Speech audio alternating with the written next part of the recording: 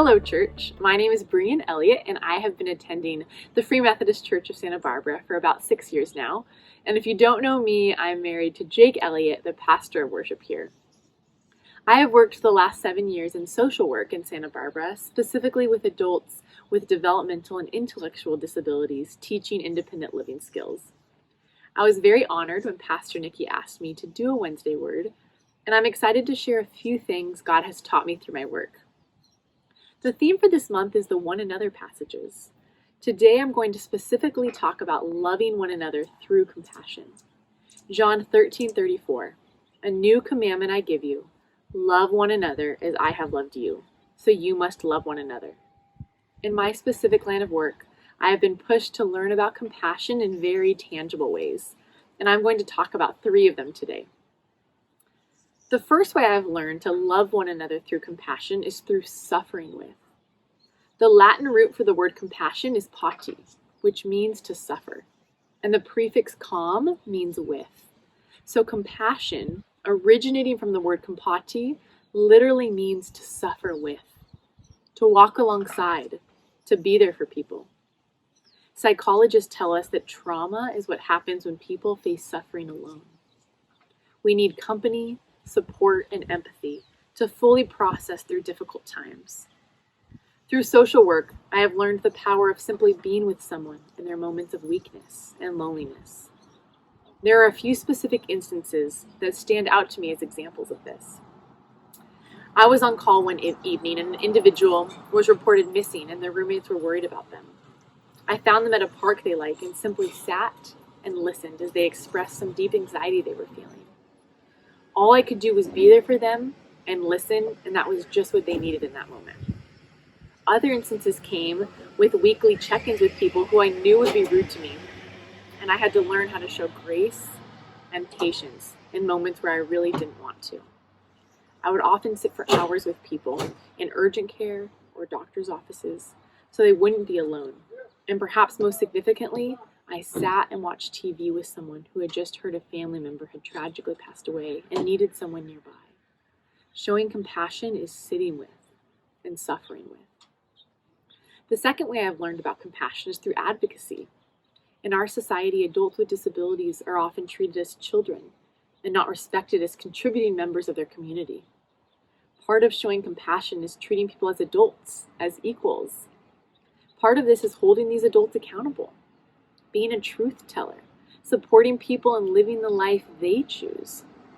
A large part of my job was partnering with adults with disabilities to pursue their hopes and dreams and giving them the tools and support they need. I learned that I needed to help them not be satisfied with existing patterns and to walk through these changes rooting for them and providing some accountability. A frequent occurrence in my job came through helping individuals as they navigated complex Social Security paperwork.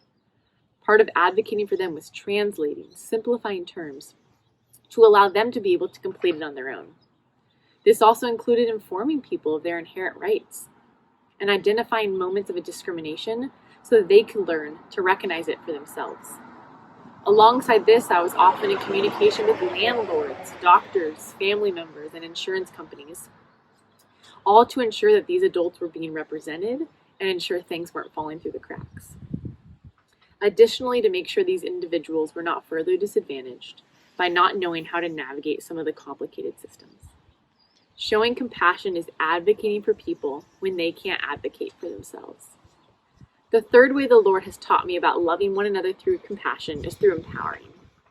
Part of showing compassion is empowering people who feel inadequate or have been labeled as inadequate by society.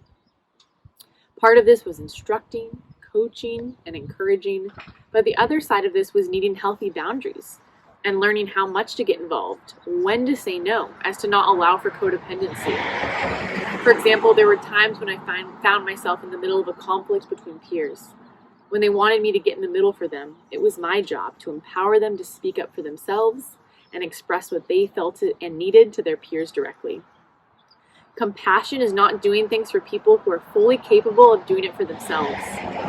Being empowering is respecting people's efforts to do things on their own and trusting their capabilities.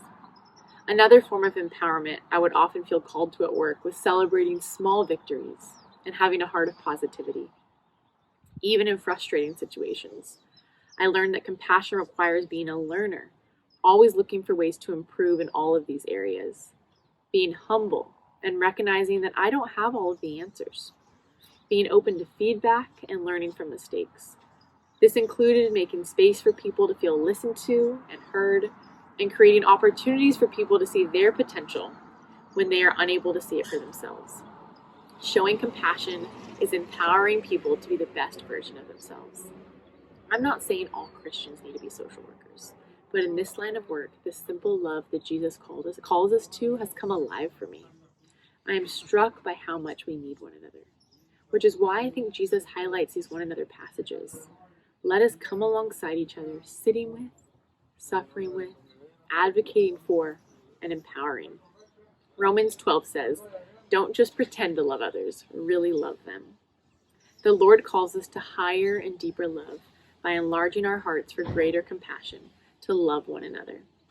All of our care and love for others stems from our carrying the love of Christ as we are made in his image.